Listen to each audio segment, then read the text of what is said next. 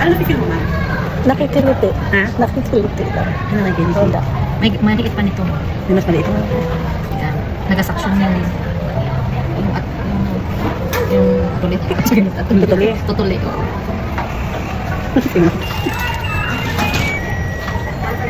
Recommend kasi nung kasama ko maganda daw. Okay, try ko man. Hindi, I mean, sa ganyan, sa kabila. Once a month dapat. Ano ito? Panglinis lang?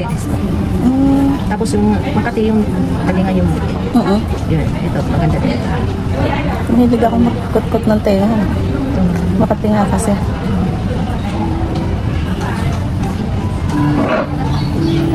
Panglinis lang siya. Wala siyang ibang ano. Wala yun.